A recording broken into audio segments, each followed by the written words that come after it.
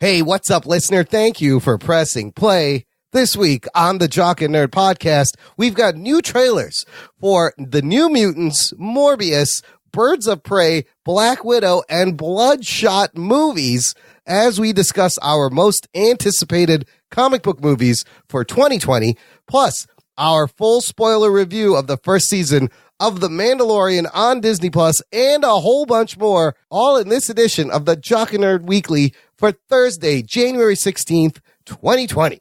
Hey, what's up? It's Taylor Gray, the voice of Ezra Bridger on Star Wars Rebels, and you're listening to the Jock and Nerd podcast. Check. Check one. All right. This is for all you fans out there. Let's give it up. Hey, this is Kevin Conroy, the voice of Batman.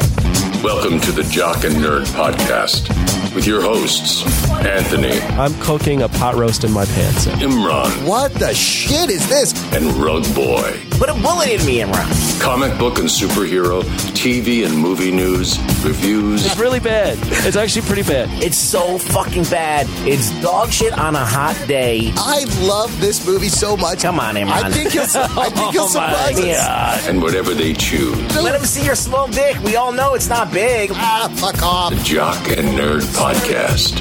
Remember, Batman's got your back. Oh, yeah. What's up, listener? Welcome to the Jock and Nerd podcast. Jock and Nerd. My name is Imran. My name's Anthony. He's the Jock. And he is the pussy-ass nerd who decided to return from a broken vagina. We're back, and he's the Rug Boy. What's up, Rugs? What's up, Imran? I think it's time that we retire that intro.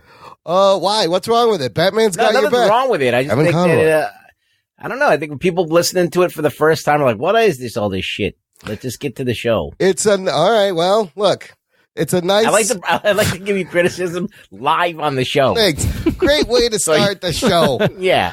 Just start the show with a lot of positivity. We're back, listener. Did you miss us? Can I just quickly fill in the listener on what the fuck's been going on? You can fill me in anytime, Imran. Oh, I'm going to fill... From the back to the front, anywhere. I will fill in your Yikes. slack hole. Wow. Wowie zowie! I'll fill in that slack hole. Real quick, just to get everyone up to speed on the same page. We did not put out a show last week because I pulled a muscle in my back so bad. How do you know Imran had muscles? Apparently, there's something back there holding this gelatinous body upright. Apparently, you pulled your muscle trying to move a heavy pot while you were on your hands and knees. That seemed like a great idea right from the jump. That's correct. Yes, You that idiot. was dumb. And it was so bad that I could not sit, stand, or walk. I could only lie down on my back. And to complicate things further, we were also about to go on a vacation, the wife and I, to New Orleans. So I couldn't record a show to prepare for the vacation because I couldn't sit, and then I had to focus on getting better so I could get to New Orleans. Well, I did get to New Orleans. I got good enough for that. New Orleans was amazing. On the way back on the flight, there was a girl sitting next to me who was sneezing and sniffling, and the next day I wake up feeling like shit, and now I have the flu. What? Yes. So it's been a hell. Well, at least you enjoyed your vacation, Imran. New Orleans is amazing, you guys. You can ask me some questions about it later. Highly recommend it. So yes, long story short, hurt my back. Great time in New Orleans, and now I'm sick. Now, is that the same place as New Orleans? No, that's a completely different NOLA. Nolans.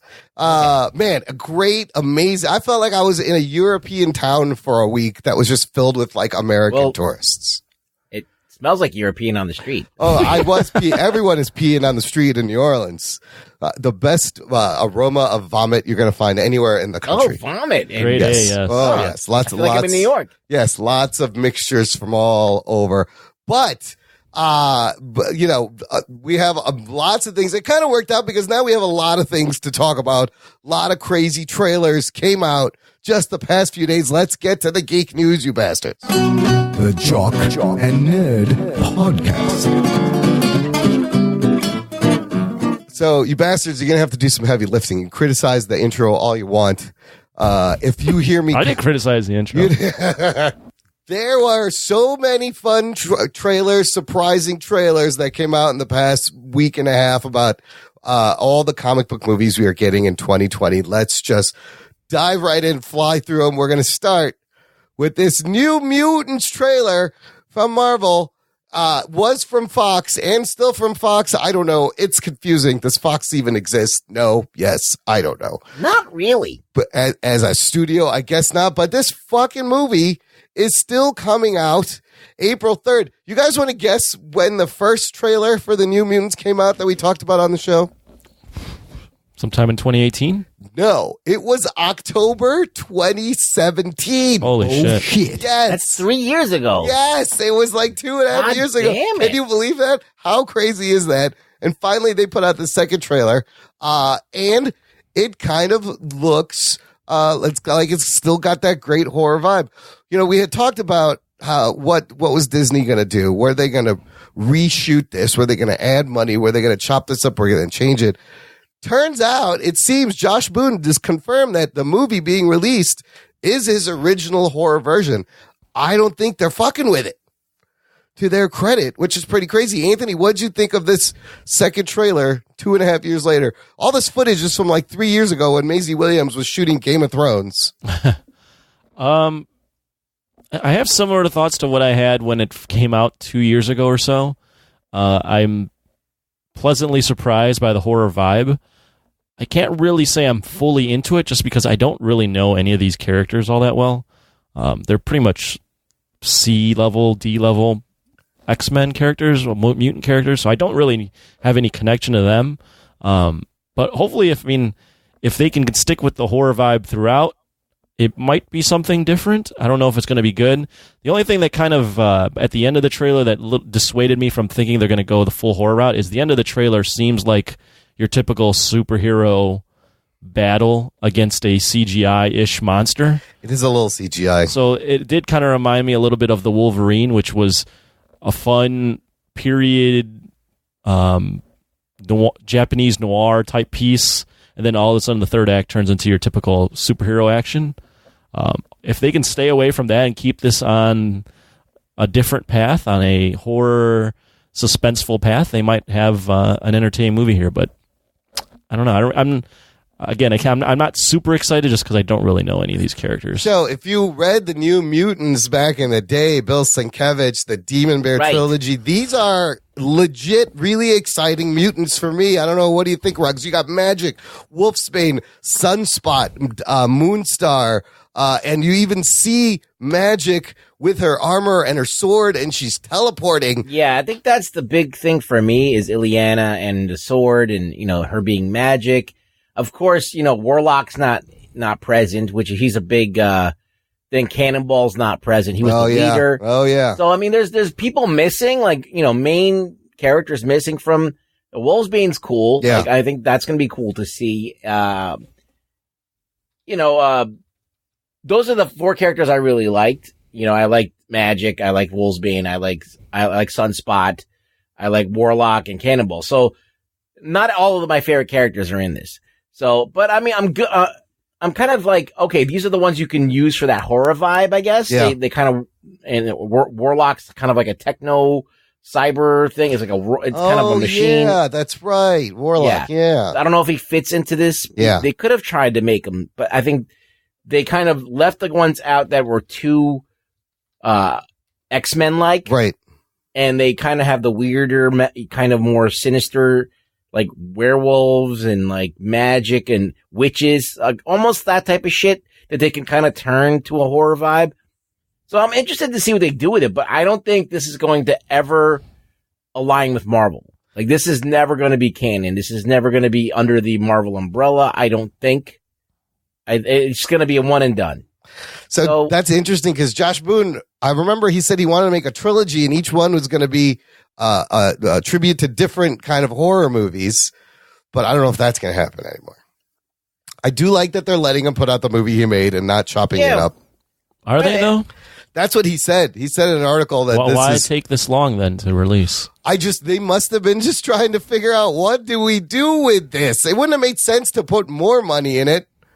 So I don't know. I just think that they're just putting it out. Fuck it. Yeah. Fuck 'em. Yeah. April 3rd, I'm surprised they didn't just put it out on Disney Plus. Well, they can't really, I don't think. In the cast, it says Antonio Banderas is in this. Which is very weird. They got a Stranger Things guy. You got a Game of Thrones guy. And Ilyana Rasputin is Colossus's sister. That's right. But which Colossus? I think 3 different people have played Colossus so far, but whatever. It's Colossus. I don't know. I got Deadpool Colossus. Deadpool. Oh, it's Deadpool Colossus. I got kind of geek boner. Geek boner. Just because I want to see what this movie is. Just Ilyana portaling in and out with her sword. I was like, oh shit. And the monster looks like a Bill Sienkiewicz drawing from the comic books. I mean, what do you expect from this? I really don't have high expectations. Yeah. So it's like, if it's okay, great. It seems like this mental institute is more of a prison, and the lady who's the doctor seems like they basically tell you that. Well, they do. They're like, it's not a hospital, it's a prison. Magic tells you that. Yeah. And she set up a cage, and then one of the kids' powers is to use people's fears against them. So she's using that against other people, and it should be interesting. Things aren't going to be what they seem. The expectations, as Ruggs mentioned, aren't high, so it can really be whatever it wants. And even if it's terrible, I don't know if that's necessarily going to disappoint anyone, because no one really is anticipating this. No one even thought this was going to come out, but there are fans of the New Mutants. How much money do you think this movie's going to make? Oh, God. That's a good question. Do you think it's going to make $200 million? No. I think domestically it'll make 60 million, 50 million. What? Oh, my God. Yeah, it's going to do terrible. Nobody knows any of these characters. I think maybe even lower than that. I think maybe about 40 million. You have Ariola Stark in this. That's when it would have moved the needle back when the show was still on, but I don't think anybody cares. Arya. Wow, maybe 100. Arya Stark. Maybe 100 million, 60 to 100 million. You guys are probably right. Let's move on to another trailer, which was even more surprising. I didn't know this was coming out. Morbius, featuring the worst Joker ever, Jared Leto, but it looks like he's going to make a lot better Morbius. Ruggs. Yeah, because he's not trying to be some weird-ass character. Well, let's start with you. What did you think of this trailer? And there's 2 big reveals in the trailer that had me going, oh shit, what's going on here? 2 big reveals? Yes. One of them was more backdoor. There's 2 reveals. Door. One is Michael Keaton is in it. Yes. Oh my God. As Adrian Toomes. Is he the Vulture? Is he the Easy Toomes? Seems pretty obvious to me he's the Vulture. That was crazy. I was not expecting that. Then you got a shot of Spider-Man as a graffiti. It says murderer over a picture of the Sam Raimi the Sam costume Raimi from the PlayStation game, apparently. Okay, can we just start there? Do you think they used that picture? Go back even a little more. Yeah.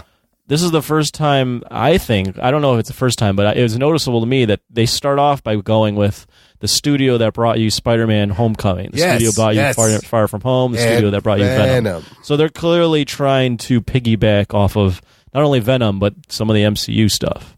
Well, and Sony can say that now because they did kind of bring up those Spider-Man movies. But this is the first time you're seeing the Spider-Man universe combined with the Sony universe. This is fucking crazy. They seem to nail the character of Michael Morbius pretty accurately. I thought he did a good job of showing this guy who's he's got a blood disease. He wants to help kids, and he finds a cure, gives him powers, and then it kind of tweaks him out. Anthony, what'd you think overall of the trailer? Is this Floppy John? Floppy John. Or Geek Boner? You know what? Didn't look half bad. It looked fine to me. It actually looked kind of interesting. I'm not a big fan of Jared Leto, but he can be pretty hit or miss. I'm just not a big fan of him overall. Still seems kind of curious to me that a Morbius movie is coming out.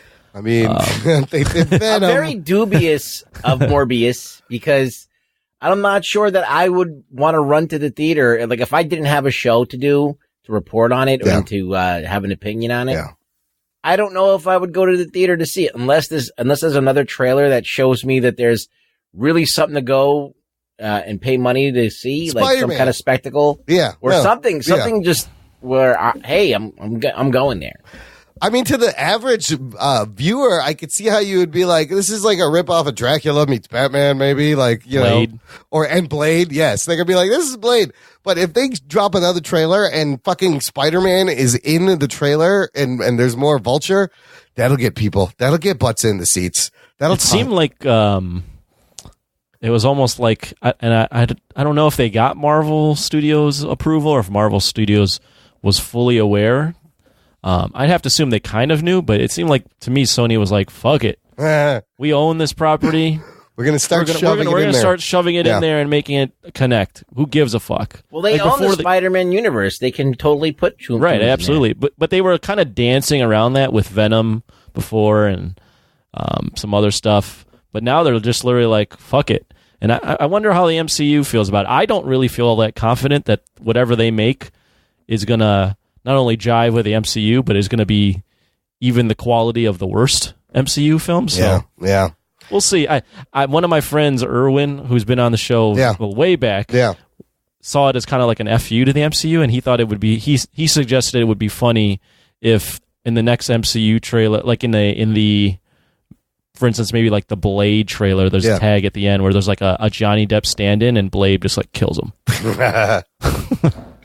I think this is part of their exit strategy. Not Johnny Depp, sorry. Motherfucking the guy that's playing Morbius. Jared Leto. Jared Leto. Oh, kind of like a Deadpool. Johnny Depp, yeah. Yeah, like a Deadpool thing.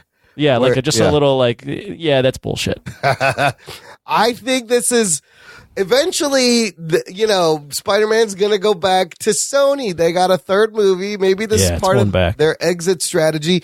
But is this Tom Holland Spider-Man that will be in this, even though we have Adrian Toomes Vulture? It says murderer, like where Far From Home left off. But then they use the Sam Raimi costume. Was that the only picture they could find? Or is that on purpose? Or is that incidental? Makes no sense. It would seem to me it's Tom Holland. Why would you have Adrian Toomes, Michael Keaton? Maybe it's Tobey Maguire. I don't know. Holy shit. Oh, shit. That would be crazy. I don't know. And then is that part of the Sinister Six that they're going to set up? Weren't they toying with the idea of like doing a like multiverse? Yep. Yeah. Where all the Spider-Mans exist.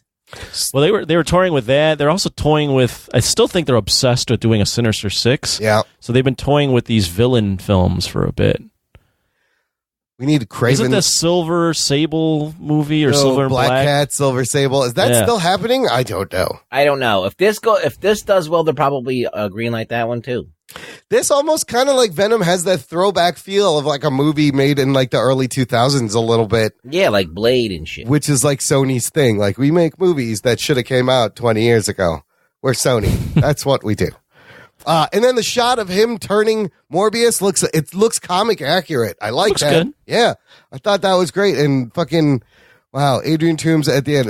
This was a lot better. Geek boner. A lot better than I was expecting from a Morbius trailer. Is Morbius the type of character? I guess anything's possible with Guardians of the Galaxy blowing up like it did, but Morbius the type of character to catch on? He can be compelling if done properly. It's kind of an anti-hero who's a vampire. It's like what's the difference between him and Blade? Well, Blade is a half vampire. He's a daywalker. And he does like ninja stuff. Okay. And Morbius is a full-on vampire. He's a full-on like mutant. And he has powers. He's seen like, but he's not even like a real vampire. He's like a genetic vampire. He's like, he has symptoms that look like a vampire, but he's not actually a vampire. Vampire's a completely different thing. Well, he used the blood from bats to turn himself into this thing, but he can climb walls like Spider-Man. It looks like he's teleporting. He's got sharp claws. He's super strength. So he has echolocation. The echolocation shot was kind of cool. Seeing in the dark. Yeah, so he has powers. So he's got all these fucking powers. Yeah, he's got powers. That's the difference. They overpowered him, I think, a little bit, but whatever. I just pulled up an article. I don't know how accurate it is, but to the point of a Sony Spider-Verse. Yeah. So they in the works for sure is Venom 2. Yeah. And then here's some other projects that are being considered. Night Watch. Oh, that was going to be by Spike Lee, I think. Yeah. Although I don't know if that's still got Craven. That's like that Spawn. Craven, they want to make a Craven movie. Black Cat. Oh, they still want to make that. Silver Sable, and that might be the silver and black. They're still thinking about a Sinister Six.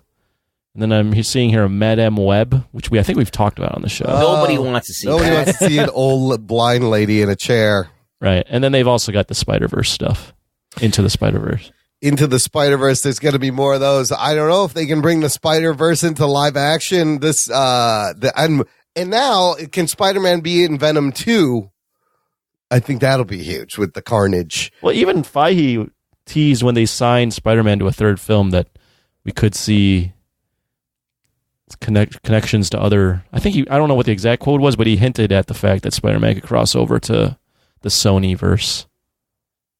I believe the third movie is filming this. It's going to be filming later in July this year. And, really? And they said one of the locations was Iceland, which is strange. I don't know why he would be in Iceland. I don't know if that will be introducing Craven or I don't know. I don't know why they're filming in Iceland. So they're getting that movie started. Maybe they could double Iceland for like Russia or something like that. Possibly. Oh, yeah. Iceland is green and Greenland is ice. It is. That's true. You want to go to the nice one, you go to Iceland. Greenland is a lot icier than Iceland is greener. Absolutely correct. Or Eastern Europe. Or something. Learned that from Mighty Ducks 2. There's your geography lesson for the episode. So Morbius trailer, lots of fun. That was surprising. But the Birds of Prey and the takeover of Harley Quinn, they put out a second trailer that this one highlights some more of the other cast and as well as Harley, which is like the whole thing is just a Harley vehicle. But you get a little bit of the other people. You get to see Black Mask in his mask. This one, what do you guys think? It has a really different, colorful, weird vibe to this movie. It just feels like Suicide Squad with other people. Yeah, that was the vibe I got too. You think so? Yeah, it seemed like, that's what it seemed. I mean, I'm glad they decided to name the other characters because, honestly, I don't know the names of those characters. They're unrecognizable from who they are. Absolutely. So you needed to do that, but they still really didn't do a ton to make you care about anyone other than Harley and her girlfriends. And her hyena. Like, if you didn't have Dinah doing the scream, you wouldn't know that's Black Canary. No chance. Yeah, the glass breaks. Or Huntress, if she didn't have a crossbow, you would never know it's the Huntress. There's a lot of I still don't know what defines Cassandra Cain. She's just a little Asian girl. Yeah, I don't know what they're doing with her in this one. Like, they have to save her. There's a lot of cocaine usage in this trailer. Yeah, she gets sparked up. Yeah, I think it's different from Suicide. It's a lot more colorful, and it just seems wackier, and it's got a different energy. So, it does seem a little wacky. Yeah, it's got this weird wacky I'm sure vibe. it'll be a fun little romp. But, I'm just like, the comics guy in me is just like, wow, this is all kinds of just like not giving a fuck. She's got a hyena. I don't know. Yeah. Whatever. Okay. I mean, I found her to be one of the better characters in Suicide Squad, so I don't know why I'm kind of down on it, but I am down on the movie. I don't know why. I'm not excited for it. I'm just kind of like, okay, let's watch this shit. Like, it'll probably be all right. I'll probably enjoy it. Let's see what it is. Jared Leto will not be in this one, but it sounds like she'll reference Joker. I'll tell you what's really good. The cartoon on DC Universe. You're loving that, huh? It's fucking hilarious. I laugh out loud. I have no interest in that. Dude, it's so funny and it's so raw and raunchy and they swear so much. It's amazing. It's really good. It's good storytelling, good voiceover acting, good comedy. I really like it. I think it's better than this trailer or this movie. I haven't seen it. Okay. I would check it out. I recommend. I think this movie will be good. I do think it. I've read enough stuff where I think they have made a quality film. I'm just not I don't know. I guess I'm not a big fan of just Harley Quinn. Well, it's one of those things. It's like, all right, they're making this all-female led cast movie. You're finally going to get to see these heroes up on the screen, and then nothing is like really screaming at you like, oh, this is the movie that. You're going to see Black Canary. You're going to see the Huntress and like all of these things, like they're meant to be seen. And I feel like, they're so like, I don't know. I feel like it's just, it's such like an Elseworlds. Yeah. It brings up a good point that I just thought of while you're saying it doesn't seem like they're making this feel like a big deal. Yeah. Like, it doesn't seem like, oh my God, all these women are coming together in a film. Like, this is a important thing. It's more like an afterthought that these women are even with her. It's just like, oh yeah. By the way, Harley has girlfriends. They're just her friends. Whatever. It's just like they're not making this seem like an epic moment where you're finally getting all this superheroine led film. It's just Harley and her friends. It's girls' night out with Harley. I'm sure and that they're all going to be fine characters and have quirks and stuff that are going to be like Guardians of the Galaxy-ish, where they're like, it's teamwork and fun and camaraderie and stuff, which is great. But you got like these iconic characters that have been in the Batman world, have been in the Justice League world, like, major players. You got Black Canary and you got Huntress, like two major characters it's just kind of like not exciting. And they got the girl from White Man Can't Jump. Wait, Renee Montoya, Rosie Perez. Dude, Rosie's the best. Miss Jeopardy. Yeah, I haven't seen her in anything in a long time. I fucking love Rosie Perez. A lot of side boob in White Man Can't Jump. Yeah. Her, Oh, She yeah. didn't do the right thing, too. Sure. When we were in college in Brooklyn, like Rosie Perez lived in the neighborhood. You'd see her occasionally walking around the street. I think Did she talk like she does in White Man Can't Jump? Oh, yeah. That's how she talks. That's awesome. That's just her accent. That's her Brooklyn accent. Yeah, they're downplaying all the other characters. At least Black Mask has a black mask, There. That's one win. Yeah. But there's roller derby and Harley Quinn. So I see you guys are right. They're kind of mixing like the Harley Quinn popularity and then just adding these other characters. Well, and even though it's called Birds of Prey, it's really I bet I'll say good things about it once it comes out, but just can't get excited for it. I'm sure that it'll be entertaining because it's going to be one of those team dynamics, like personalities playing off each other. All that fun stuff is going to happen. But at the same time, I feel like it's just such a step down from what Marvel does with its team. Like, when Marvel does it, it's just so iconic and just so, they're really realizing these comic book, entities and making them, flesh and blood. But it does continue like DC Warner Brothers thing now of trying different things, and it seems to be working for them with, Shazam was different, and then Joker's different, and then this looks different. This movie's not for people who read comics and like who like supported. This is for like everybody. Yeah. Right. Yeah. So, that may be the play. Well, let's move on to this next trailer. We got another special look at the Black Widow movie that's coming out this year. Is this movie for people who like comics? Ruggs, what do you think? I feel like there's some interesting stuff going on here. I mean, even Taskmaster, even though he's been altered a lot. I like it a little better now. You get to see him with the shield. Yeah. You get to see him with the hood on. And you get to see a little bit of the hints of his color palette there. So it's like, okay, there's enough elements there. They would have thrown like a little bit of a scarf type cape on him. That'd be pretty cool too. But like, that's not happening. Anthony, you got more of the widows, the more of the program. What'd you think of this? Did this get you more excited, or you were already excited for this? I was kind of ambivalent towards it. Yeah. I'm a little more excited. It does look good. It looks like Marvel's attempt at doing a Mission Impossible Jason Bourne type movie with Scarlett Johansson. Yeah. The action looks good. It's not Tom Cruise jumping out of an airplane, but it's Marvel. It looks like it'll be a solid Marvel film. The big thing that I notice that kind of confirmed it for me is Taskmaster is almost, in my mind, 95% a woman. You think so? Yeah. I studied looking at it. Yeah. That character is built like a woman. Huh. I think it's that Black Widow sidekick character. Florence Pugh, the other Black Widow? No, the older woman. Oh, okay, the dark-haired lady. Yeah. I don't know what her name is. You think it's her? Yeah. There's no reason why that character is in this movie otherwise. That's a crazy theory, Anthony. Yeah, I think it's her. It'd be so crazy if it was true. It's I think it's this Rachel Weisz. Oh, Rachel Weisz, yeah. Because Taskmaster mimics everyone's fighting style. And also, if you notice when the shield is getting shot, yes, it turns into the Black Widow logo as it's getting shot. Well, does it turn? That's what's on his shield. No, but I'm saying it's slowly a Black changing Widow as she's shooting it.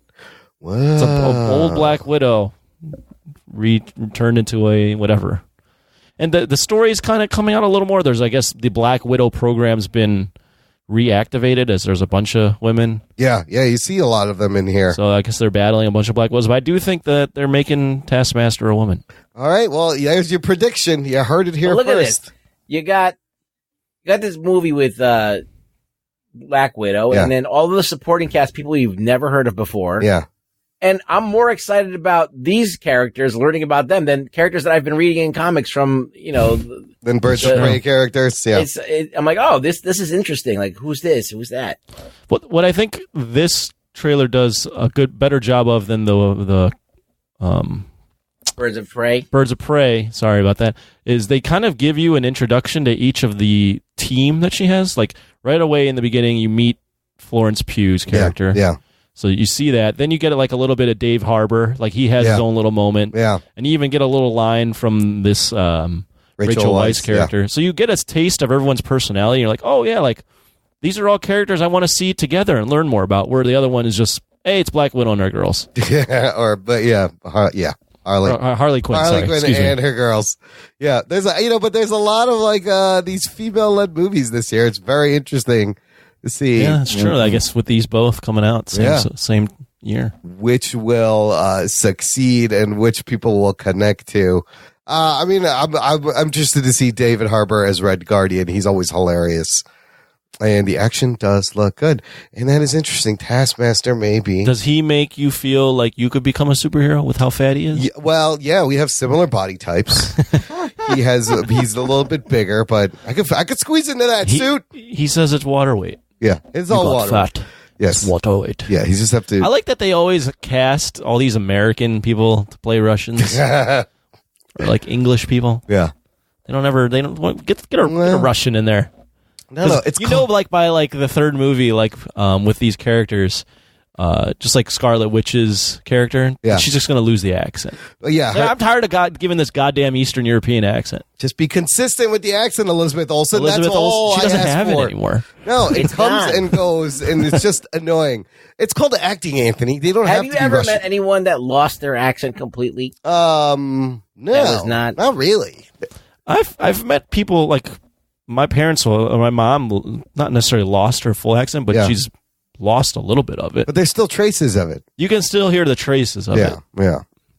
And then there's people. I think there's people that Mel Gibson, I think, hides his accent. What? Yeah. Is he Australian? He's Australian. Yeah. Then there's people who just never lose their accent, no matter how many they've lived here 40 years, and it's just they're like, no, I'm just going to talk like this. I don't know.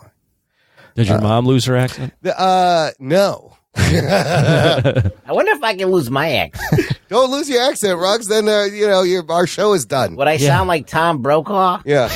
Oh, I always sound like a Tom. This Tom is Jones, not Tom like, Brokaw. yeah, some other. If Tom. you lost your accent, that would be the end of the character of Ruggs. Yeah, then it's just a normal person. What is the point of having you on here? Right? What about the tone of my voice? Does that mean anything? Maybe. Does that mean anything? It's funny. Get the fuck out of here. Yeah, see, we need that. And then finally, this other comic book movie is coming out this year, too. Let's not forget Vin Diesel as Bloodshot, also from Sony. This movie may make the least amount of money out of all of them, maybe even less than Morbius. I don't know. It might make more than New Mutants. More than New Mutants, less than Morbius. Another new character no one's heard from the Valiant universe. But this trailer's got a little more action and violence. Ruggs, you're a big Bloodshot fan. What'd you think of this new trailer? I mean, to be honest with you, it is once again like a little bit. It's in a lot of ways Bloodshot, in a lot of ways it's not. Yeah, it just it feels like more like a Vin Diesel movie than a Bloodshot movie. Yeah. With that said, I mean, I think it's better quality wise. I think it's better than I expected as far as like budget and and like really throwing it into like, okay, this is an action movie with fucking sci-fi shit and like effects where he's fucking skin's ripping off and coming back on. So, I mean, they really went for it. So I like that. It's just, I feel like I missed Bloodshot. I missed the actual Bloodshot. I missed the fucking lightning bolt on the side of his head. I mean, I miss all that shit. His hair.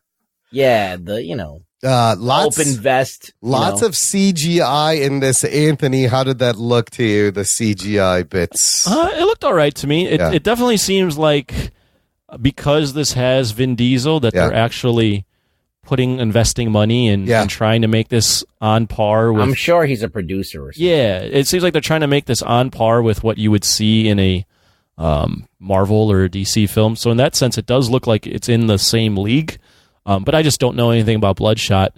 Do you get a little bit more about the character from this trailer? How he's like, I guess he was a soldier that got killed and he got captured on, and he's basically a human weapon that can just regenerate. And he's just learning about himself and figuring out that are turning against his makers. It's basically like RoboCop or Universal Soldier. Yeah, right? Yeah, a little bit. That's the vibe I got. Yeah. Is that it's the turning the weapon, turning a human into a weapon, and then the human realizes he's a human and turns against his maker. Does Vin Diesel sell as much as The Rock in a movie? He hasn't sold as much outside of doing the Fast and Furious. How do you get Vin Diesel? Looking it up on Box Office Mojo, and they changed Box Office Mojo, so now it sucks. Yeah, it's horrible. And now you can't look shit up. So how do I find out Vin Diesel's box office? Vin Diesel movies. I don't know. It should say there. I mean, Fast and Furious is his number one. Triple X is kind of his number two. He was in the Pitch Black stuff, but he didn't really the Riddick stuff. But that wasn't that was more of a cult thing. And then I guess he's been in Guardians, but not really. Everything else he hasn't really done all that well in. Wait, he was been in Guardians of the Galaxy? He's Groot, bro. He was Groot. Oh, right. I forgot about that. Right, it's a forgettable role for him.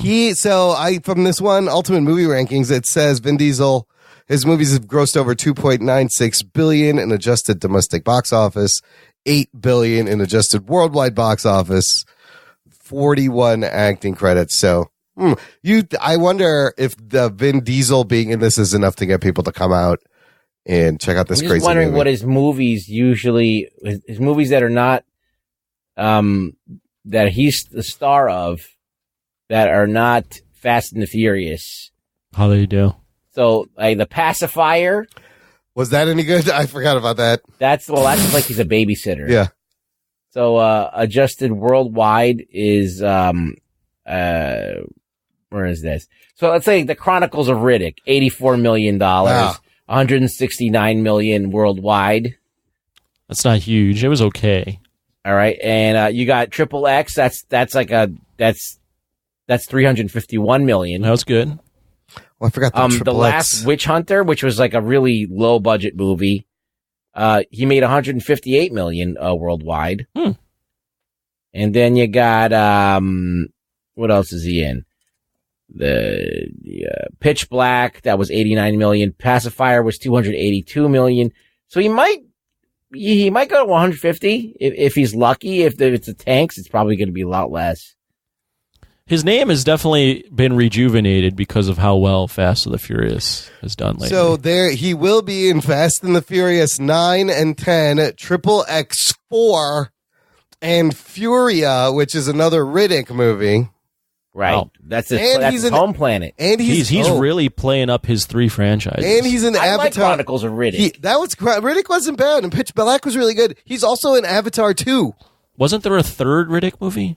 Yes, there was a Riddick movie. It was called Riddick. There was Riddick. Yeah, there was Pitch Black. Yeah. There's Chronicles of Riddick. And then there's Riddick. Riddick. Yeah. That's right. Yeah, but he's like lately it's That's all when they were doing the one name movies. Yeah. And then Guardians of the Galaxy. So yeah, his franchise, he's just all about Riddick, Triple X, Fast and the Furious, and Groot. Now he's trying to start up this Bloodshot thing. And Bloodshot, and I wonder what he's doing in Avatar 2. He'll be in 3, 4, and 5, just to add another fucking your thing. Your prediction for Bloodshot opening weekend is what? And then give me a worldwide top. You guys, I don't know what to predict on that. Bloodshot. I'm going to say 30 million domestic. Yeah. and then 130 total. Yeah. That's not a bad prediction. Why not? You know, he's 52 years old. Wow. That's right. Oh, he looks pretty good. He looks great. He's good for his age. Looks like he's like 40, 46. Doesn't look a day over 45. Yeah, exactly. Good for Diesel. He's just trying to prove I don't need The Rock in a movie to make a movie good. I can still do this on my own. I don't need him. I'll show you, Rock. Yeah. So Fandango had a movie preview, and they said the most anticipated movies for 2020 is The Birds of Prey. I wanted to find out what out of all these, now that we've seen some more trailers, because Ruggs, I saw that you had a tweet that said, I'm not really excited about any of these new movies coming out this year. So here's what's coming out. Birds of Prey, February 7th. New Mutants, April 3rd. Bloodshot, March 13th. Black Widow, May 1st. Wonder Woman, 1984, and June 5th. Morbius comes out July 31st. Venom 2 on October 2nd. And Eternals at the end of the year, November 6th. The Eternals has a new synopsis that ties in to Avengers Endgame. It says here, Marvel Studios' The Eternals features an exciting new team of superheroes in the Marvel Cinematic Universe. Ancient aliens who have been living on Earth in secret for thousands of years. Following the events of Avengers Endgame, an unexpected tragedy forces them out of the shadows to reunite against mankind's most ancient enemy, the Deviants. Oh, that is sexual. So very sexually. That's hot. Geek boner. So Anthony, out of these, most looking for. Also, let's not forget Disney Plus, Falcon and Winter Soldier, and they have moved up WandaVision to come out this year. Wow, It was supposed to come out next year. They pushed it up. no kidding. Yeah. My most anticipated out of that list. Yes. I'm not very excited about that list. Yeah. I will see all those movies because I do want to see most of them. But the one I'm most excited for is Eternals, just because I have no idea what to expect, especially with that cast. So. Yeah.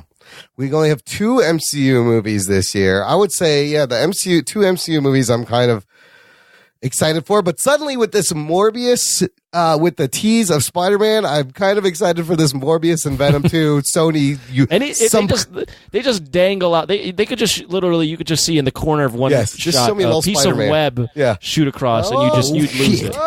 He would totally just use the his Spider-Man's going to be over here.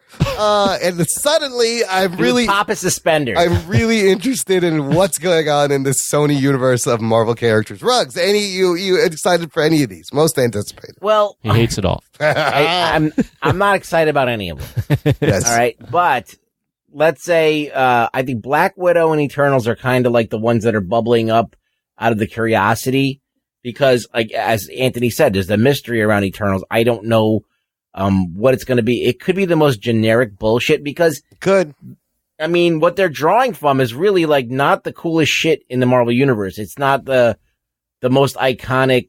I mean, it's kind of like this very bland story. It's like they have like, they're the new gods. They're these guys. They fucked around with humans, and then they created humans, and then and the gods that we worship, they hide up in the mountains, and those were the Eternals. And then there's the fucking the Deviants who went underground, and that's how we have all the legends of like demons and shit, is that live like hell and shit. So we've heard this shit 1,000 times. We've been, anybody who's but it'd be cool to have maybe a new version of that or whatever. So I'm interested to see what they do with it, but it can get really bland really fast. I mean, this cast is amazing though in Eternals. Right. So now the reason why Black Widow is bubbling up to the top for me is because I'm a sucker for hand-to-hand combat and martial arts. And I'm thinking, this is going to at least have tons of that. And, I loved when I watched the Russo brothers do that shit with Batroc, the Leaper. Oh, yeah. And Captain America, their fight. I'm like, I can't wait to see what they do with Black Widow. Hopefully it'll be just as cool.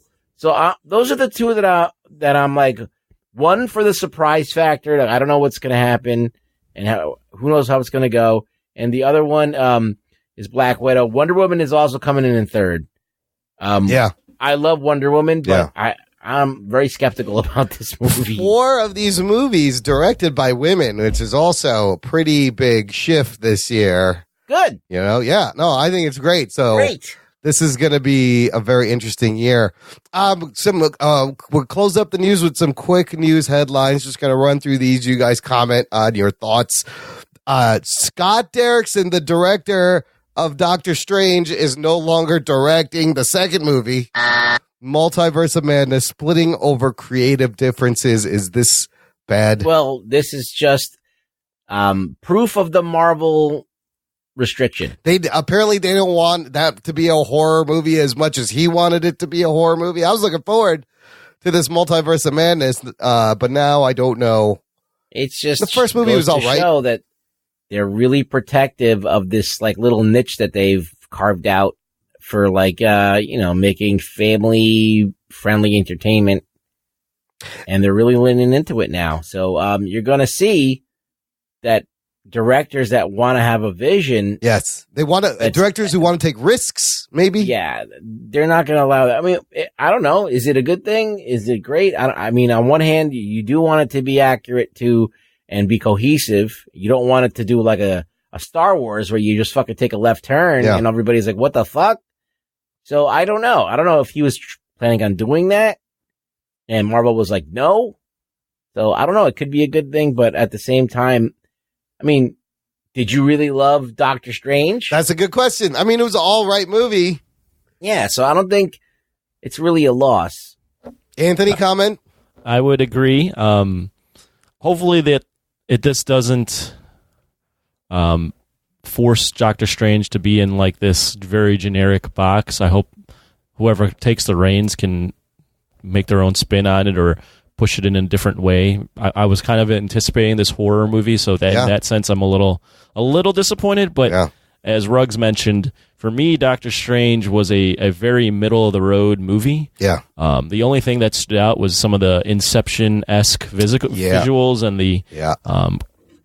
I guess it's Jack Kirby drew a lot of this stuff, right? Originally. Yes. The mind fucks. Yes, with Steve all Ditko, the different. There's a lot Steve of Ditko. Yeah. Steve There we Ditko. go. Yes. Steve Ditko with all the crazy hallucinogen type shit. So in that sense, it was good, but it's a very generic Marvel movie. So I don't really feel like this director added a ton to Doctor Strange. So I'm not necessarily seeing this as a loss. I mean, I think it's sad because I think he was pretty involved and committed to this, but Cumberbatch is the best. So as long as you got him, you'll make a good movie. Just fucking find someone else. Next bit of news. Joaquin Phoenix wins the Golden Globe for Best Actor as Joker. Does a very weird speech at the Golden Globes.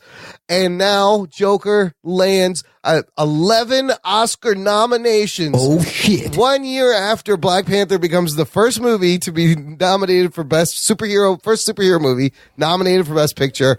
Joker gets Best Picture, Best Actor. I don't even know what these other nominations are. It's too many. It's fucking crazy. Best Picture, Best Actor, Best Director. Yeah, some of these are a little bit of a stretch, but I mean, I definitely think the Joker should have gotten nominated in a lot of categories, but this 11 is, wow. 11 nominations. I mean, Joker, Best Picture is up against Ford versus Ferrari, The Irishman, Jojo Rabbit, Little Women, Marriage Story, 1917, Once Upon a Time in Hollywood, and Parasite. I don't know, which one of these do you think it deserves out of Best Picture, Best Director, Best Actor? I just think that the acting was great. Yeah. So I think that Joaquin he should be at least in the running. I don't mean he shouldn't win, but he should at least be in the running for it. Usually whoever wins the Globe for Best Actor ends up also winning the Oscar. Best Picture? I'm not sure. Best Director? Best Director? No. Because he was, if he was a visionary and came up with this shit on his own, then I would say yes. But this is so much. It's a Scorsese knockout. And that's ironic because Martin Scorsese also nominated for Best Director for The Irishman, and Todd Phillips just doing Scorsese. I would give Tarantino Best Director. He's up there too. Yeah. Or Sam Mendes, who did 1917, even though I didn't see that movie, but everybody that's seen it's been like, that's amazing. I have to see this movie. I heard a lot of great things about 1917. Same. I've heard Yeah, very there's good some things. fucking. I've heard there's actually a lot of good movies out right now, but that's beside the point. I'm not the guy to ask if this should be what's going to win because I haven't seen all the best movies. Yeah. I do think that this movie was really good, and I think Joaquin was legitimately enthralling and great. My theory on the Oscars, just in general, is I think that the ratings have been going down, or I know that the ratings have been going down, and I think they've taken a turn towards trying to gain a larger audience. So you will continue to see more mainstream-esque films be nominated for tons of categories, including Best Picture. So that's I know, my it's take. annoying. 11 is so many. Yeah, it's too many. It's overkill. I think that you should have gotten maybe 2 or 3, nods, and that's it. You got some great comedy. Parasite's a great movie. There's so many great movies out there. And you got to check them out. Marriage Story's great. Like I didn't get to see 1917, but I want to see that. I've heard nothing but great stuff. Taika Waititi, Jojo I've Rabbit, seen Uncut Gems. Yeah. I've seen a lot of these film movies.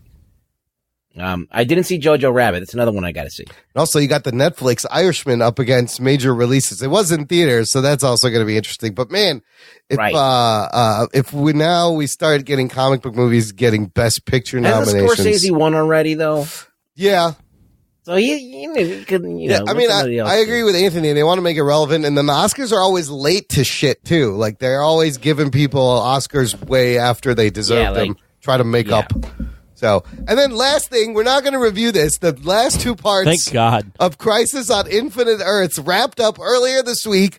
First of all, I think I just one thing on that. Yeah. When you texted us that this show had come out this past Tuesday, I have to be honest. The amount, the anger that came through me, that was like, oh my God, you asshole! Oh, no. You're dropping this on us the night of to start watching this. I was like, no, don't. And after what we had already gone through with those first 3, I was like, oh my God, Imran, I'm going to kill you. Yeah, no, I decided to spare you guys. I think it was a mistake for them to split up this 5-part thing because I feel like I didn't care anymore. No, nobody cares. People forgot. And I'm just going to spoil a little bit. Spoiler alert. The cameo, I did see that. Yes. I watched that, and that was actually really good. On the Arrow episode, Grant Gustin, is going through the Speed Force trying to fix things. It was kind of confusing. I wasn't really paying attention, but I look up and all of a sudden there's fucking Ezra Miller Flash with Barry Gustin Flash. Oh, shit. I was like, what the Grant shit? Gustin. Grant Gustin. I was like, what the shit? They got Ezra Miller Flash to cross over into this multiverse. I mean, they've basically tied in the TV shows now to the movies with that. Which was Nick Fury ever on Agents of S.H.I.E.L.D.? He was. One time, right? I think twice. But this one And was a little Sif more. was in there too. Yeah, Lady Sif. But they've now kind of backtracked off that. But this was actually a funny cameo. I watched it. They both, if I could just retell it real quick. Yes. Barry obviously sees Ezra. Ezra sees Barry. Ezra doesn't know. Ezra thinks that they both think they're doing a cosplay of each other.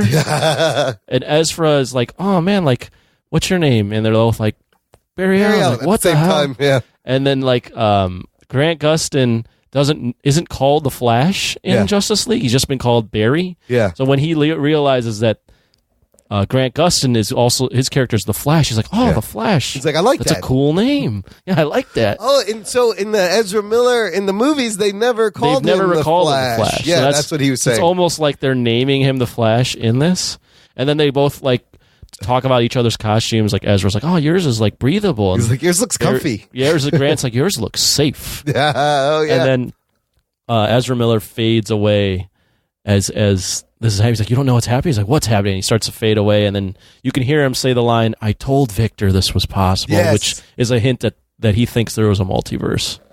Oh my God, that was crazy. And then so basically Oliver becomes the Spectre, and they kill him, the Anti-Monitor, and he dies again, and blah blah blah. So I guess he's really dead. I read the spoilers. Yes, he's pretty much, because the show's over, and they're going to set up that new show with his daughter Mia and the other ones. But what happens is kind of the same thing that happens in the comic book. The multiverse, they create one universe first, it's Earth Prime, and the multiverse reforms itself. And at the end of the Legends episode, they do a roll call. So you see the Earths where they're all on the same planet now. Supergirl and Flash, they're in the same universe. But you see the Titans, you see Doom Patrol. They showed you a shot of Oa in one, and the Green Lanterns, and all these other. And then at the end, there's a round table. They sit down. Barry's like got this old Star Labs thing. And they pull back, and it's the fucking Hall of Justice from the cartoon. Also, the Super Friends, the monkey from the Wonder Twins, Gleek. They played the Super Friends theme song, and there's a cage, and it says Gleek, and you hear monkey noises, and he's a shapeshifter. So they're introducing the Wonder Twins monkey. I don't know what this means for the future of these shows, because it seems like everything's been reset now. Fan service. Yeah, very fan servicey. Everything's been reset, and the multiverse has been rebuilt. They showed Swamp Thing. They showed Stargirl. They're all on their own Earths, and there's an Earth Prime. So I don't know. It was crazy. But was it any good? No. I don't think so. I don't. It was just I did not. And there was bunch of shit. What the fuck is a Bebo? Make That's you a go, good "Oh, wow." question. Yeah, A bunch of cameos and exactly. all your characters and see what pretty happens. much. There's a big, and then the big blue Bebo character, fuzzy something. It's weird. It was weird. Oh, Bebo. Yeah, Bebo. It was from Yeah, Legends. that was what I texted you, Bebo. Yes. It was a Made an character appearance. from Legends that they used again. I had a hard time paying attention. There was more Shadow Demons. It would be one thing if this thing was only like an episode or two, but Yeah. what pissed me off is when you were like, when you told us that this was on, I'm like, Jesus Christ, we dedicated 3 hours that we'll There's never 2 get back. more. And there's 2 more goddamn. This is 5 hours of just awfulness. Yeah, pretty much. So, you guys, Like most movies that are pretty bad are like so bad it's good, but they're only like an hour and a half to 2 hours. Right. 5 hours. This is a lot. It's really, minus the commercials, it's guess, really okay, like 4 hours. or 3.5 hours. 4, whatever. But I spared you, so there you go. Thank I just you. spoiled it. And Thank you so much. We had to talk about Ezra Miller Flash. That was crazy. Okay, let's take a break here, play some promos, and we'll be right back. We're talking about The Mandalorian. Remember that, people? Disney Plus, right after this. After these messages, we'll be right back. Forgive the interruption, but I believe this requires your attention. If you ever believed Captain America was on the U.S. Olympic soccer team, If you ever thought that the Winter Soldier was that brace yourselves guy on the internet, And if you ever wondered just what would a raccoon do with a machine gun, then don't let another week pass you by without tuning into Mighty Marvel Geeks. Mighty Marvel Geeks is your show about all things Marvel. with news, rumors, commentary, and interviews. as well as our weekly recommendations on what to pick up on New Comic Book Day. Official consulting hours are between 8 and 5 every other Thursday. That's Mighty Marvel Geeks on WeebieGeeks.net, iTunes, Stitcher, Google Play, and anywhere else you listen to podcasts. You have to watch it. It's so good. It was all right. Your friends may have decent taste in movies, but their incoherent reviews are getting annoying. I don't know. I just didn't like it. Looking for a new podcast? Join Time Sensitive, where we break down the recent movies you've heard of but may have missed. Spoilers included. And we get it. You're busy and can't see everything, but are you really going to track it down a year later? We take the time so you don't have to. Find us on Twitter at TSMoviePod and find out what we're watching. I'm Sam. I'm Ian. And I'm Kate, and we're 3 friends and armchair movie critics. Seriously, invite us into your living room. Kate, stop. Listen now on Apple Podcasts, Spotify, and Stitcher. Time sensitive, because you deserve better. And Listener, if you enjoy the show, consider supporting the show. Join our fan club. Visit jockandnerd.com/Patreon. And for a monthly donation, you will support the show and you get access to an RSS feed with bonus content, early access to all the shows, lots of other fun stuff.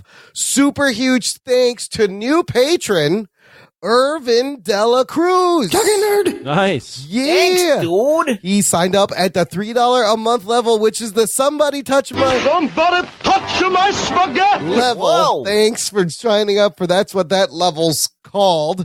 And Irvin, we've seen you around the Facebook group for a long time, so I'm very excited you decided to join the fan club. Everyone else, be like Irvin. Join the fan club. Visit jockandnerd.com/Patreon. Okay, we're finally going to get to talk about the entire season of The Mandalorian on Disney Plus. Remember this show. It's still out there. So before we continue, here is your spoiler alert. Before we get started, does anyone want to get out? Prepare to be spoiled! And a lot of people don't have the Disney Plus. It's still relevant. A lot of people haven't watched it. They're watching it now. But all 8 episodes are out, and we'll talk about the whole season, but I want to focus on the last 2 episodes, especially the last episode titled Redemption. We learned a lot finally. I was a little frustrated that the show seemed to be spinning its wheels in the middle, becoming an episodic like Western. It was still really cool, but yeah, basically you could cut out all the episodes in the middle. But I still, they were fillery. I kind of like them. They didn't really advance the plot, but they did end up coming back. But there are still questions they didn't answer, even with that. Yeah, I just think, look, overall, I enjoyed it. Yeah. And especially the last 2 episodes, helped propel it to another level. Yeah. Yeah, but they could have used a little bit more shit, the plot weaved into the stories instead of the thing of the week, There are still things missing. The last episode, directed by Taika Waititi, very well directed. Anthony, you're not the Star Wars guy, and we forced you to watch Star Wars things now. Yes. What did you think of The Mandalorian? Best Star Wars thing this year? Sure. Yes. Yeah, I will go with yes. Strong yes. Right. Out of what I've seen. First off, I now know how it feels to make you guys watch, or you guys watching Daredevil or Jessica Jones or Iron Fist, and then me catching up a month later and then having to review it. Now I know how that feels. Yeah. So I don't really remember a ton of The Mandalorian, but I'll do my best. So I would consider the show a success for a couple reasons. I thought it was a good story. Yeah. I do agree that the middle kind of meandered a little bit, and I was losing a little interest. Mm-hmm. Overall, though, it succeeded because it was a solid story. It was beautifully shot and directed. Yeah.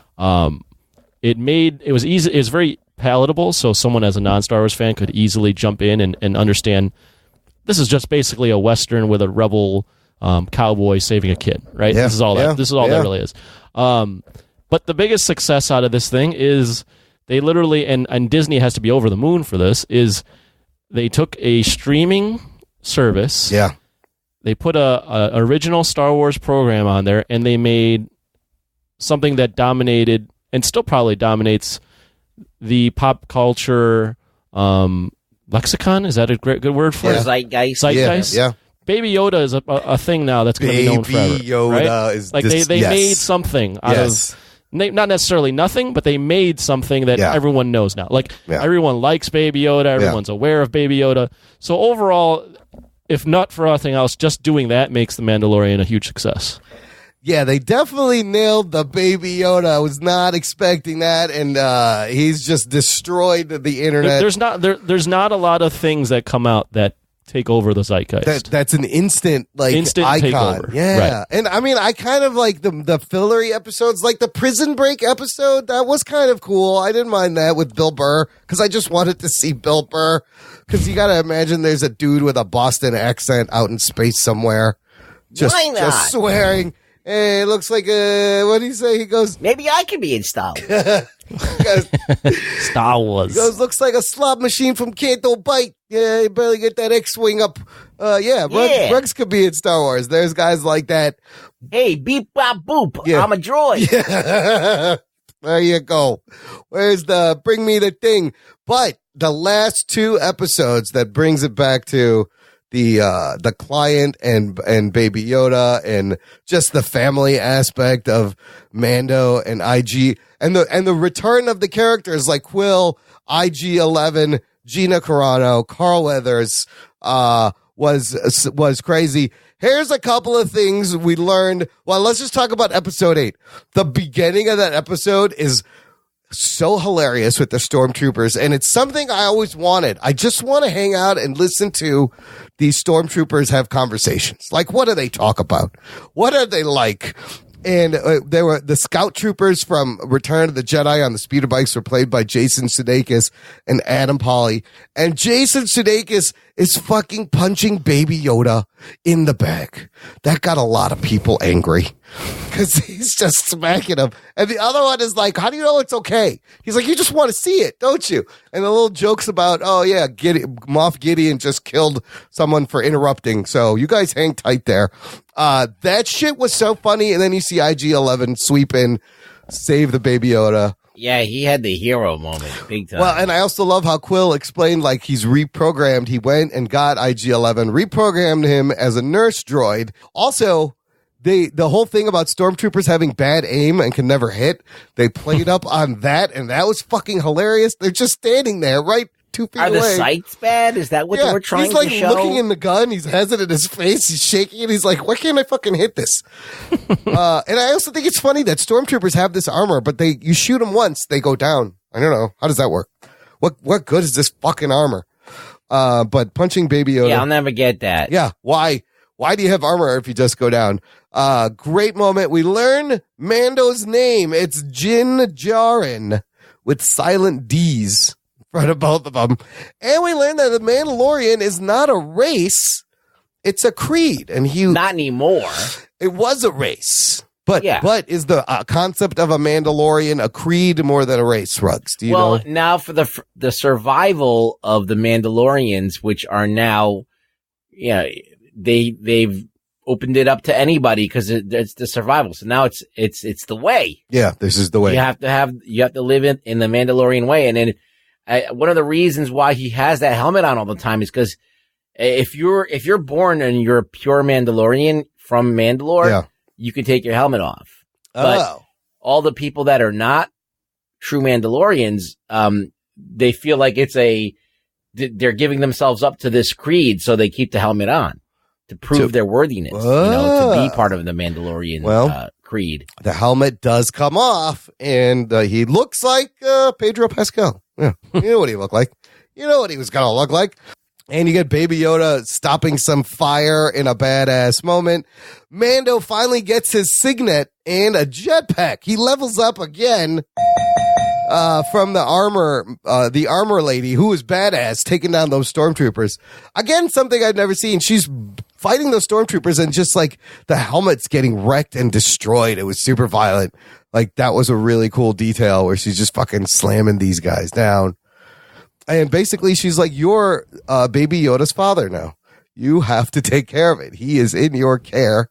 I thought the best part of this whole episode was because they built it throughout the entire thing, was the fact that the Mandalorian didn't trust droids. Droids, yes. And then the droid ends up saving the day and proving its self-worth to Mando. So by the end, Mando has this kind of respect for the droid, as if it's almost like he almost starts to treat it at the end like a human. It was very touching because you could tell he did not want him to sacrifice himself. That's one of the only threads throughout the entire series that they had. So it was a nice little payoff. He's like, we need you. And we learned why he doesn't like droids because of when his parents got killed. But, I mean, that's the one bit of emotion where like the droid sacrifices himself in the lava to keep the mission going, or to basically distract the people waiting at the end. Like that was actually pretty well done. That was amazing. I was really sad. I was like, no, IG-11. By the way, how do you float a boat on lava? How does that work? Yeah, I guess it's the metal it's made out of. What? Yeah. Really? It's not, and you can stand on this boat and it's not conducting heat? How the fuck is this happening? You've watched Star Wars all these years, and now you're like, well, man, floating the boat on the lava, though, that's out of the question. Star Destroyers. Well, listen, when we were watching Darth Vader and Obi-Wan fight on that lava planet, and they're fucking surfing on that shit, that's a good point. We never said anything. That's a good point. That's a good point, I guess. Oh, that happened? I don't remember. Yeah, that was in Revenge of the Sith. I hate you! You are the chosen one. Also, it freaked me out when that R2 fairy droid suddenly had arms and legs and came out. That was like, I want to see more of that. Oh, I didn't know it could do that. What the fuck is this? Can you imagine R2-D2 with arms and legs?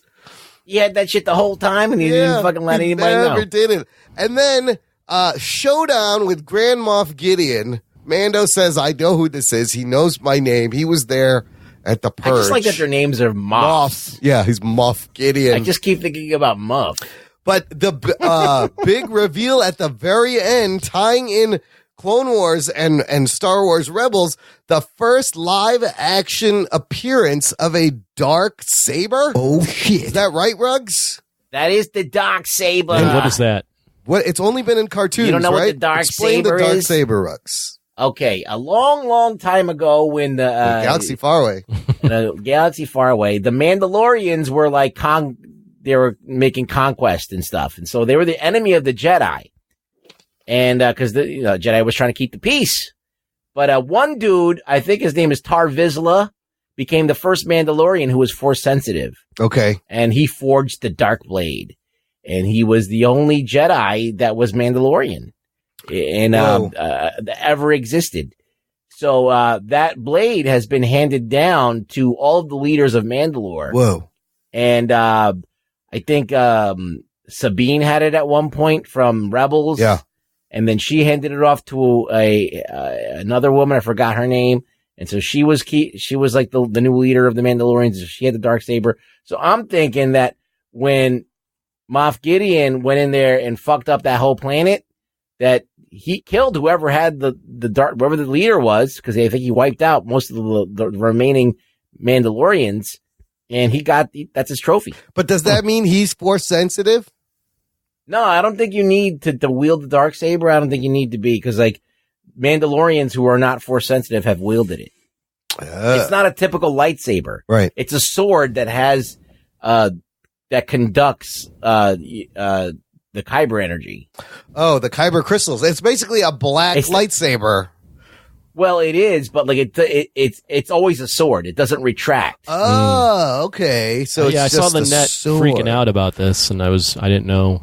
Yeah, I didn't because know the significance. Obviously, it was. That's the Darksaber. That was huge. I would love to see a Tar Vizsla fucking movie. That would be great. That ties it into which cartoon? Clone Wars and Rebels. Look, that's all on Disney Plus, and I say if you got nothing to do, watch Clone Wars, watch Rebels, because even though some of it is kiddie and there's some like filler here and there, the overarching story it leads you into Star Wars. And it teaches you about how lightsabers are made. Yeah. It teaches you about the lore. It teaches you about Yoda and all these Sith temples and all these different things that they've done in the past. And it really is the most rewarding thing that I've ever seen of Star Wars, more than the movie. Yeah. I've learned more about Star Wars and the lore and great things about, I was curious about Mandalore. I was curious about the clones. I was curious about, and it filled me in. And it has Darth Maul in it. And so, it tells you his story and all of those things. It succeeds at telling you about Star Wars lore where the movies completely fail. So yeah, it's worth checking out. I want to watch all those over all the way through, because I believe there's going to be new seasons of Clone Wars and Rebels on Disney Plus that they are making. Right. So they'll be adding to I that. think the last the way we left off Rebels is that Ahsoka Tano and Sabine, who is a Mandalorian, are setting off to look for whatever his name is, the last Jedi kid. What's his name? The guy who Ezra Bridger. Wait. What's his name is that's Ezra Bridger. Yeah. That's the character. Ezra Bridger. Ezra Bridger. Taylor Gray. Yeah, okay, got it. Yeah. Taylor Gray is the guy who does the promo for our show. Yeah, right. He does the voice of Ezra Bridger. I didn't know his name was Ezra Bridger in the show. Yeah. In the Last Jedi, or whatever the fuck it's called in Rebels. Or who's the Jedi that we follow? I don't know if he's the last, because he's not, because Ahsoka Tano's also. I think she withdrew from being a Jedi. And you heard Kanan in the Rise of Skywalker. I was just going to mention, I read somewhere that you hear a cartoon character in voice in Last Jedi. Or in Force Awakens? No, not Force Awakens. Rise of Skywalker. Rise of Skywalker. I can't get these fucking names correct. I know, there's so many Star Wars names. It's confusing. I would love to see an Ahsoka Tano movie, because there's a lot of shit that goes on with Ahsoka. Yeah. Ahsoka was trained by Anakin. So Ahsoka was Anakin's student before he became Darth Vader. So they fight in Rebels. Yeah. There's like a lightsaber match with them too. And Darth Vader is there. Like, Darth Vader in the full-on Darth Vader shit is there, and they're fighting with lightsabers. I think Joe Henry and Adam Morris talked about this on our Star Wars special, and he's like, these are some of the best like episodes of that show. Definitely watch. The things that they left unanswered still is we still don't know what the fuck the Baby Yoda is, or where he came from, or why they wanted him. Well, it's pretty obvious. It's obviously why I think they wanted him, right? They will either want to use him, they want to clone him, they want to do something with him, corrupt him. Who knows? Is Yoda a Force like embodiment? Is that what that Yoda is? Some people say that he is a being made up of the Force, and that Yodas are, but because they've left him shrouded in mystery. Anything they've in some of the Clone Wars, they've alluded to Yoda being born of the Force. Mm-hmm. They didn't say it outright, but they kind of drop little hints here and there. So I think that's what my idea is. I don't know if it's true. I'm not sure I'm right. I think that he is a being that is made up of the Force. I could have used a little bit more backstory. I wanted Baby Yoda's backstory. Favreau teased that he would be getting into it, but maybe save it. But he's probably saving it for the second season. And then Ming-Na Wen's character, I don't know what happened to her. Fennec Shan. Did she die? No, she got shot, but then at the end of that episode, you hear this guy's boots. That's Moff Gideon. Was that Moff Gideon, you think, that rolled up and grabbed her? Yeah. Okay. Okay. But It could be somebody else, but I think it was Moff Gideon. Do you think she's dead? She can't be dead, right? One in Ming-Na Wen's character? I don't think she's dead. You never know. I mean, they brought back Gina Carano. Yeah, and speaking of which, I thought she was all right in this. I mean, I think her part, she's not. She was fine. Yeah, I would say she was fine. She was fine. She didn't ruin it. She's not a great actress, but she didn't do anything. She didn't ruin it, to stand basically. out. Yes, yeah, exactly. Yes, you're right. So that was good. I mean, people are giving her huge props because it's like when you're like a UFC person and you're in a show and you're actually okay. Like she's people are like, you're really good, but it's Yeah, when you don't suck and you look the part, that goes a big way in the casual fan's eyes. Like, people know that she's actually badass and she's built like a badass woman. So that's already 2/3 of the way there for most people. like finally a girl that looks like me. You do find out her character, Cara Dune, is from Alderaan, planet that was destroyed by the Death Star in the first movie. Oberon? Alderaan. That's a good beer. Alderaan. Oberon is a good beer. Oberweis? No, that's ice cream. That's ice cream. Alderaan. That's the planet that got blown up. Yeah. So she's got, she's obviously former rebel shock trooper. She has no home to go back. She has no home planet. I did enjoy the fact that I could watch Apollo Creed in One More Thing. Carl Weathers is great. Yes, he's a disgraced magistrate. I wish he would have done the most manliest handshake ever with a droid. That would have been fun. I think that not only should he have done the most manliest handshake, but then his hand should get chopped off and be replaced with a wooden hand. Like in the Adam Sandler movie, yes. Happy Gilmore. And Predator, he gets his arm chopped off. Oh, he does? That's right. He's always getting his hand chopped off, Carl Weathers. He does get his hand chopped off. Yeah, I forget. That's a running thing. And wasn't he Action Jackson? Yes, he was. Yes, he was. Sharon Stone and Vanity. Action Jackson tried to make it go at a character that never went. I watched that movie a lot of times. Yes. Hey, it's no Jim Cotta, but it's good. How old is Carl Weathers? I'm going to look this up. That's a good question. I'm going to say he's got to be 70. I'm going to say 72. 72. Wow. He looks like in his 50s. He's like Stallone's age, but looks a lot better. Hey, man. Yeah. Black don't crack. So ultimately they answer a lot of it. Baby Yoda, super cute. And now at the end, he's taken off and he's got to find his home planet to return him. I guess that's what season 2, it has been renewed for season 2 this fall, 2020.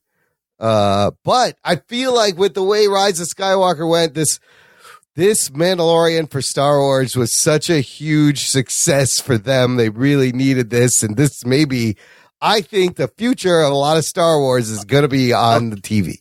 Let's ask some questions. Yes. What did you learn about Star Wars from watching this? Like, did you feel like it expanded your interest into the universe, Anthony, or anything like that? I don't know. I'm curious to know because I'm like biased because I know a lot of shit already. So I did learn like about the Mandalorians. I learned that the Darksaber was a thing. Other than that, I didn't really learn all that much. That's, I think, kind of why it works, because it's digestible. Yeah. Which is, I guess that is a good point. That's why it is digestible. I mean, the biggest thing I learned is that Star Wars can be entertaining if it's put in a format that's easily palatable. And I mean, we're talking about you take pre-existing lore and you create something that's new and old at the same time. This is what they did. I just think that the stakes are small. Yeah. Yeah. And that we can relate to. Yeah. Like, it's hard for a lot of people to wrap their heads around, like, the galaxy and absolutely. a fucking empire that rules over the galaxy. Yeah. And how the fuck does that even work? And all these planets just seem like there's nothing going on them. You very rarely go to a place that looks like an actual city. Like Coruscant is the only place that you've ever been. Yeah. And those are in the prequels. Yeah. And even then, they really didn't explore it. So it's just crazy, like this whole So by scaling it down and making the story very simple and not so big, you can just get into the characters. You can just kind of like, the enemy doesn't have to be fucking the Emperor. It could just be like a dude who wants what you have or wants to kill you or whatever. And it was smart that it was just a story of a guy trying to protect a little fucking baby the whole time, like a samurai lone wolf and cub deal. But you got to see new planets and new aliens. Like we got to see a Mudhorn, which ends up being the signet she gives him of the Mudhorn. And then she even mentions, I thought was weird. Remember when she's like, "Oh, I've heard tales." When he explains what happened, she goes, "I've heard tales of the Jedi." Like he didn't know what Jedi were until she told him, which was confusing. I thought they all knew about the Jedis at this point. Yeah, it's weird. It's after Return of the Jedi, 5 years after, it would probably still be a topic of, hey, who brought this fucking thing down? It was a dude with a fucking laser sword. And it would have been great if they would alluded to Boba Fett was still alive. I don't know. Maybe. We don't need him. Mando's great. I don't really think we need Boba Fett. No, we don't. This Mando is great. I think I like the Mando. Yeah. I can't wait to see a real Mando, though. Oh, like not from the original race. I'd like to see him run across like maybe one of the Dark Watch or the Night Watch. I forgot. That's what they're called. Are they still around in this time setting? There might be remnants. Okay. I think there were some people wiped them out, but there could always been like a straggler somewhere.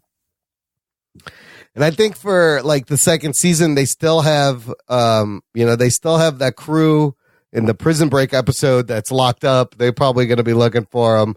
You could bring Ming-Na Wen's Fennec Shan back because it seemed weird to have her just for one episode. So yeah, there were some weird things that these people are in one episodes, but ultimately good payoff with the last two episodes. The action was great. Taika Waititi did a great job directing that last episode.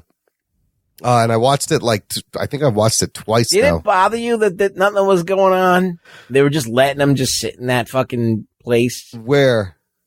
I don't know. Something bothered me about it. It did. In the building? It was a little strange that they didn't just ambush that building. Yeah, they were just standing there waiting for them. Like he's just like, well, you guys standing there, and we'll just wait out here, and you we'll wait it out. Yeah, we'll wait till you have time to use an electric blade to cut through that sewer door or sewer cage. And why didn't they just smoke them out? And the thing is too, like if they could have, if they were so expendable that the Grand Moth or whatever the fuck his name is can kill like 6 of his own men. Yes. So he obviously doesn't care. Yeah. He thinks these stormtroopers are expendable. Yeah. So and he has a lot of them. So just storm the fucking place. Yeah. I just don't understand where he's like, I'll come back in 4 hours. Yeah, why are you giving him time? I'm like, why even say that? Like, you don't need to say that. Just say, I'll give you some time. And he didn't know that why 4 hours? Did he know they didn't have the Baby Yoda at the time, or did he think it was in there because it wasn't with them? I don't know. That was the only thing that really bothered me. What I did love is when that TIE fighter came down. I'd never seen a TIE fighter do this. The wings flattened out so it could land. I was like, oh shit, I didn't know these TIE fighters. It was very cool to see that because it makes more sense for this thing to land on the ground with the wings flattening and then he just like pops out. That was new. I guess it's easier to get out of the thing. Yeah, that was new and cool. But then I like when they were setting up the E-Web. He's like, this is a E-Web. You know what these things are. We're just going to blast you with it. But it's that old Western where Mando, he did it in the beginning of the series. He gets on the Gatling gun and just starts fucking blowing people away. But that was like, it made me think of Halo. When you play Halo and you can go to the gun and take the Gatling gun off. That always was great when you're playing Halo with your buddies and then you get to the fucking Gatling gun, and you fucking unhook that shit. Wasn't it on the buggies?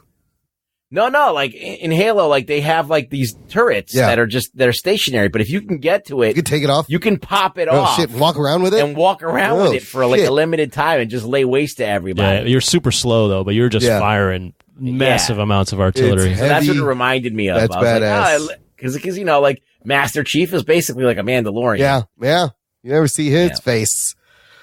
Exactly. Yeah. It also reminds me of Terminator 2 when he walks around with the Gatling gun. From just in the destroying police. Oh, that's amazing too.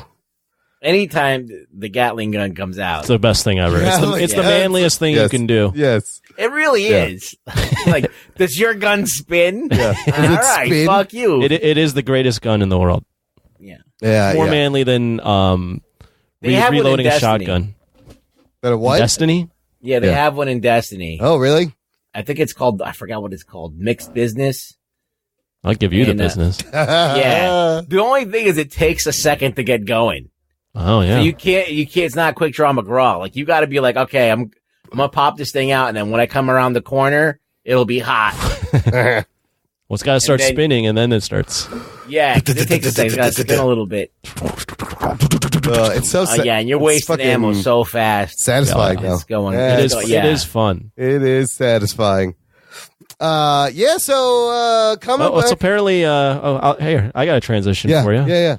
Did you want to rate it first or no? Yeah, let's rate it. Okay. Who wants to go first? I'll go first. I'll give it, I think this is my most, outside of the Jedi Fallen Order video game, favorite Star Wars thing of the year. I'll give it like an 8.5 out of 10. All right. Absolutely. What about you, Anthony? I'd go solid 7. Yeah. It's nothing in terms of amazing story, but it's competently done. It's beautifully shot, and it made a pop culture icon. So there you go. Gave us Baby Yoda. Holy shit. Rugs. I really like this. I did feel like the things I have against it, it's not the production value, it's not the acting, even though some episodes that you could tell the director wasn't as good as the other ones. The one where they're in, the one with Amy Sedaris wasn't very good. And the one where they're on the planet where they have to where they meet, they're on that farm. Carano. Yeah, the farming planet. Those two episodes were not very good, acting wise. So, but everything else seemed to be okay, besides those filler episodes. So I'm going to give it an 8. Okay. So it was pretty strong. Yeah, it's very strong. And Favreau tweeted out a photo of a Gamorrean guard and says season 2 of The Mandalorian coming fall 2020. This is the guard from Return of the Jedi at Jabba's palace, the big green guys. Also, it says from Deadline, insiders have hinted that several established characters from the Skywalker saga's feature film's mythology I think the Bounty Hunters are coming. Will make appearances during the show's sophomore season. The Bounty Hunters. Bring on Snaggletooth, biatch. No. That's exciting. And now, I saw this story today. Hollywood Reporter reporting Taika Waititi being courted for a Star Wars movie. Oh, shit. Yeah, that's what I was going to transition to. Apparently he did well enough in the episode and his track record of movies that they want him now. I mean, Jojo Rabbit was big for him this year, and Thor Ragnarok is great, and he did a great job with that episode and voicing IG-11. I would be all right with that. I think he could do a good job with the Star Wars. Look, they've burnt out the main saga. Yeah. Everything else is open. Yeah. Okay, I think the doors are open for somebody like Taika Waititi to come in. You want something different, something fresh with this mythology? Taika is a good person to do it. I would have, before watching this episode, I would have been maybe a little worried that he would have just completely Thor Ragnarok Star Wars and just gone all the way on comedy and not really had any stakes. Though. But yeah, the stuff I mentioned with the road droid and learning about the Mando's past and all that stuff, he actually did a good job. And the comedy was there in the opening scene with the stormtroopers, but then the action was solid. And punching a kid, that's pretty funny. So great. Stop punching Baby Yoda. What are you doing? So that's I think that would be a good pick if they want to do that. Let's take a real quick look at the rise of Skywalker box office. Oh, guess what? It's broken $1 billion. Oh, shit. It took a while to do it, though, didn't it? This makes it the Disney's $7th billion movie of last year, 2019. But the thing is about this is I don't think Disney's exactly happy with this. No. And let me just give you a reason why. Yeah. So Force Awakens makes $936 million domestically. Unheard of domestic number. Last Jedi 620, it's downward, but not terrible. Yeah. This movie currently is at 482. Yes. Which means this movie was supposed to be the end of the saga, like an endgame type movie. Yep. The lowest amount out of the three. Currently, it's still lower than what Rogue One made domestically, which is 532. So I don't think Disney is all that happy with. I don't see how this can be a roaring success. Oh my God! That's even though it made $1 billion. Even though it made $1 billion, this is the end. They were marketing this as the end of the saga. Like this is Endgame type. It should have done what Endgame did. Right. It's going the wrong direction. It was going the wrong way, so they're probably happy that it's just over now. So, have you heard about the J.J. Abrams controversy, and then you've heard about the Trevorrow controversy? Well, let's talk about that a little bit. What is the J.J. Abrams controversy is that his shit was they wanted it more fan servicey, less controversial. I think he wanted it more fan servicey. Oh, he wanted it more I think he's always been a fan servicey type director. Yeah.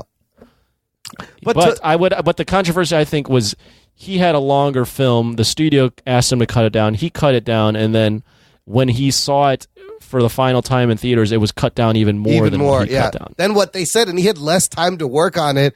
And at first, I think he wanted to make it 2 movies. And then they were like, we'll give you like a 3-hour cut. And they're like, oh, we'll give you a 2.5 hour cut. And then it ended up being less. And you could see the movie is 2 movies. He's trying to cram in 2 movies because the first part of the movie is him trying to undo everything from The Last Jedi. And then the next part of the movie is what he intended to do. Yeah. With if it was under him the entire time. And then, clearly things are missing, like the whole, Lando and Janna relationship where they probably was a line somewhere that alluded to the fact that he was her dad. And they cut that out, but they left the line in where he's like, I'll help you let's look for your roots, which makes no sense. Let's find out. Yeah, let's find out. I was like, what? What are you talking about? So, that's why it's weird with New Mutants. They're probably just cutting their losses instead of them rewriting, reshooting, cutting it up. They're just putting it out as it is. Whereas here, you have them constantly cutting things out and making it worse. Do you think anything's going to happen to Kathleen Kennedy now that this is like gone? It's up? I don't know. Her track record with directors is not the greatest. I feel like she's pretty untouchable, though. I don't know. I don't know. It's tough. I don't know if that's a good question. They're in a tough direction. She has 2 big major shit stains. Yeah. Right? Yeah. 3 major. But then, was she involved in The Mandalorian also? She's also been involved in the good things. Like, she's overlooking all of it. Well, Last Jedi was extremely divisive, and the reaction coming off of that has been so negative that it's affected now Solo and The Force Awakens.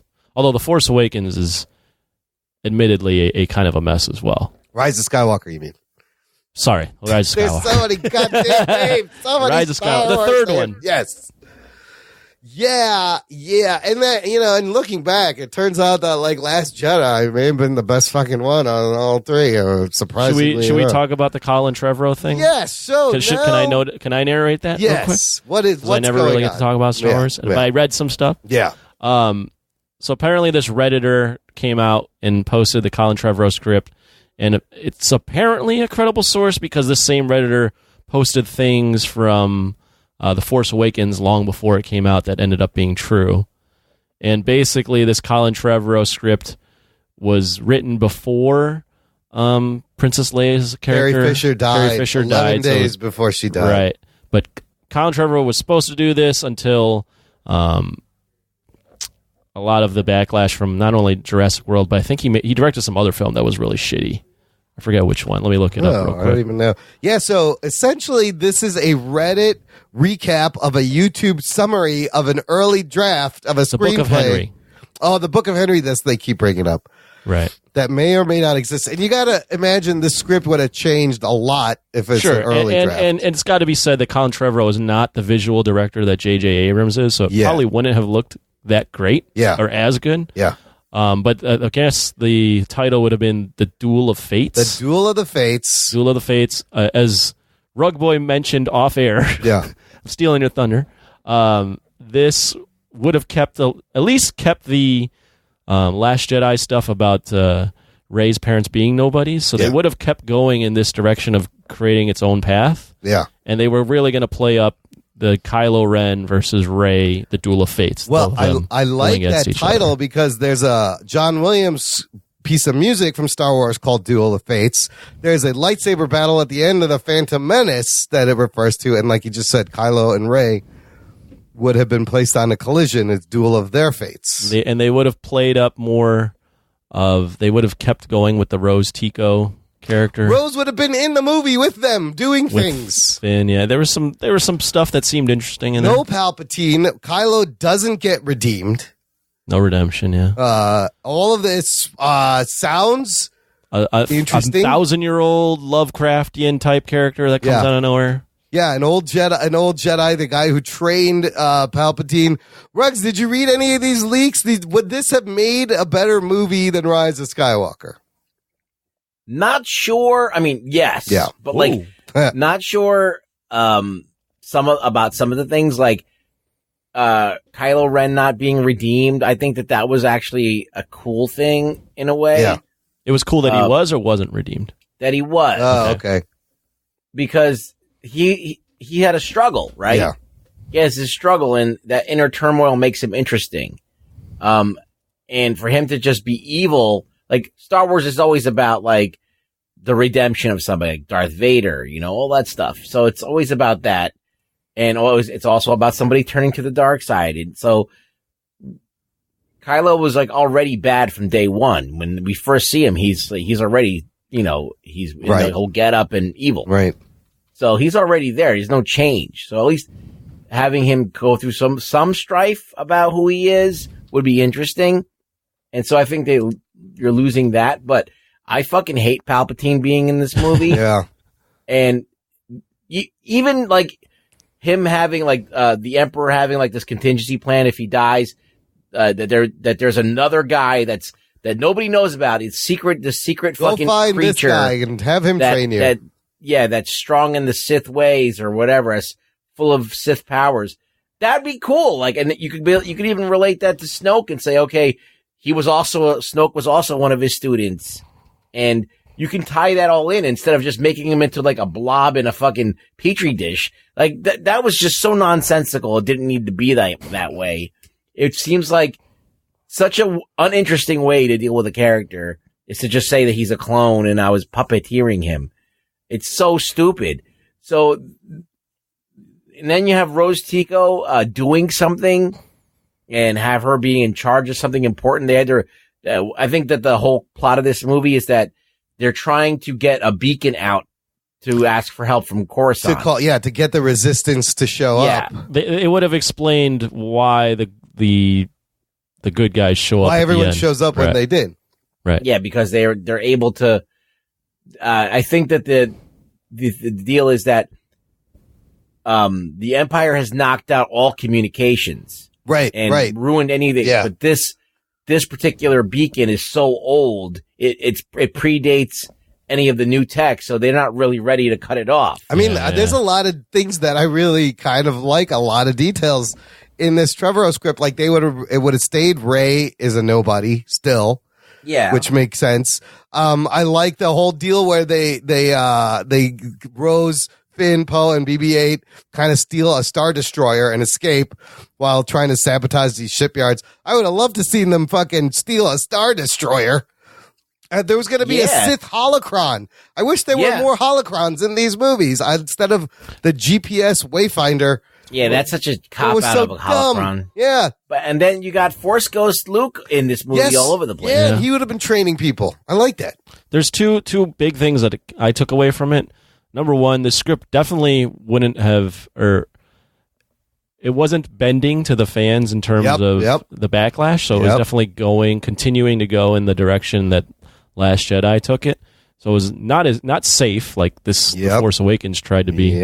But the other big thing I took away from this, and Marvel gets a lot of praise, but one of the big reasons why Marvel has praise is they at least seem to have a plan with Kevin Feige. Where they had a roadmap, right, of where they wanted to go. Yeah. If this script is legit, this means that Star Wars, each director was making their own film, and then the next director was using that film as a jump-off point for what they wanted to do. Yeah. There wasn't actually a set plan for these three films, is what I'm saying. I think what they did was they made a movie, and then, while that movie's still being made and edited, they're making the other one. Yeah. The production, like pre-production's already started. The script's already written. And I think that they're just they're just lobbing like the basic idea of what it is. Cause they're still making that movie. They don't even know what it is yet. So they're telling them, okay, this is the broad strokes. This is like basically, what happens in the film. All right. This is how it kind of ends. And so they're going and they're making their movie like, not like writing it all in one fell swoop, like the whole arc. They're just kind of like they're just passing the baton and just going. And it's just that's not the way you want to do things. It doesn't seem, especially in this day and age, the way you would want to make a franchise. There was clearly no plan, and I don't understand how you would have went into this trilogy without a plan. The plan was, so unstable to begin with that by the time the negative reaction came out to Last Jedi, they decided to just scrap everything. Or already had a lot of it scrapped, and we're just going in a different direction. Like, this film kind of ends in a different way than The Last Jedi. Or it definitely ends in a different way than Rise of Skywalker. So they were just making this up kind of as they went. Yes, a little bit. Or their idea was, let's hire 3 directors, and we'll just trust the fact that each director can pick up where the other one left off and continue an awesome story. Wow! Without having like a framework of what they wanted to do. But then overall, this also makes me worried about Marvel and Star Wars under Disney. Is that this aversion to risk is kind of be a problem? Like they need to take risks to have some kind of creative freedom, some creative pop, and the more this goes on, the more they are becoming less risky and more fan servicey. Like, who knows if they didn't have a plan? They might have had this plan, and then after The Last Jedi came out, they did it in about face because they saw how wrong. Basically, they made the wrong choice. Yeah. Like maybe they had this planned out. Let's play devil's advocate and say, all right, they had this whole idea that they were going to use the first movie to be a nostalgia trip, and then they were going to take this in a whole new direction and do this whole thing, and then all of a sudden, Last Jedi, does not sit well with fans at all. There's this uproar, and then they have to try and figure out how to doctor up the story to be more like the first one that more people liked. That's the problem right there, is in whoever greenlit that first arc in the first place. Yeah. Because they were clearly, they did not know the fan base. They did not know that this stuff was gonna, throwing the lightsaber, that wasn't going to piss people off. They let Kathleen Kennedy let Ryan Johnson do whatever he wanted. It didn't sound like there was any interference. She wasn't firing directors like she's done in all the other movies. Out of all of these, JJ and Ryan, they just explicitly trusted them. To that point, she was firing other directors. Yeah. She just clicked with that script. Yeah. She thought it was awesome.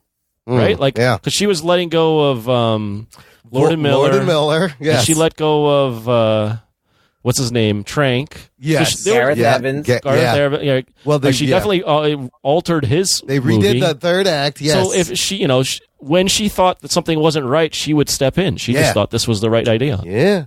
I don't know. So she was in on it. She was Absolutely.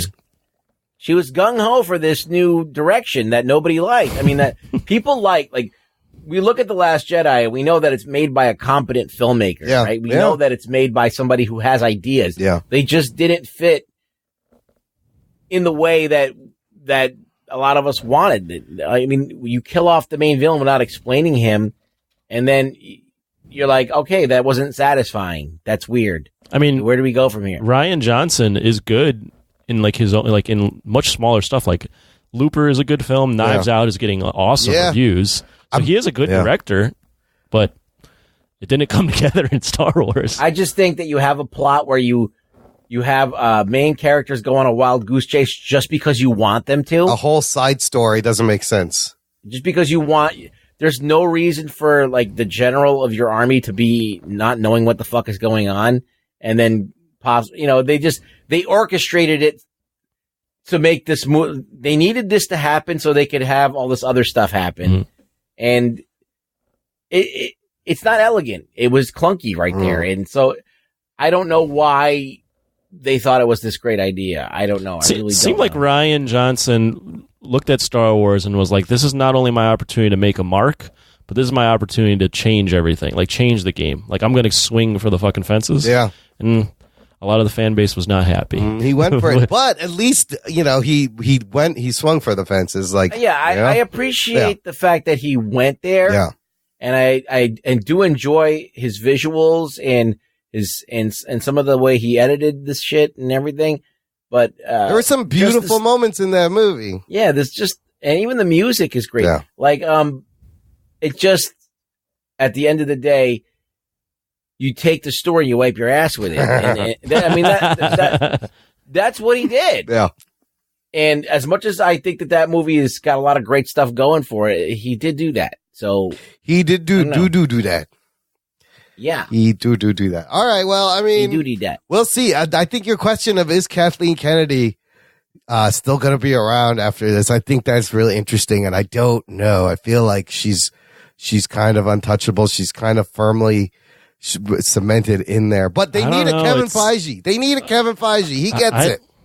I don't know, man. I feel like he's sniffing around for that job. Definitely. Yeah. I also don't know. I don't see the untouchable. I don't see how you can take a franchise that's this beloved, and now by the saga ending film, it is literally. I mean, no one thinks that, everyone thinks it's a mess. Still made $1 billion. It did, but I'm telling you that downward trend is not good. No, that's not the track. It's less than Rogue One domestically. That's Think crazy. about that. That's crazy. That's not the way you want it to go. No. Absolutely. You're right. That's crazy. All right. Good stuff. Look, we're going to peace out because I do have the flu. I need to rest. But a couple of things about my trip to New Orleans. Let me give you one tourist tip. Something that nobody tells you before you go there. The minute we landed, walking around New Orleans, you're going to hear this a lot from dudes on the street. They're going to be like, "Hey, I like your shoes." Did you get this, Anthony? No. So it's been about 9 years. Oh, okay. So I get there, and every other dude is like, "I like your shoes. I can guess where you got them from." You do not engage with these people.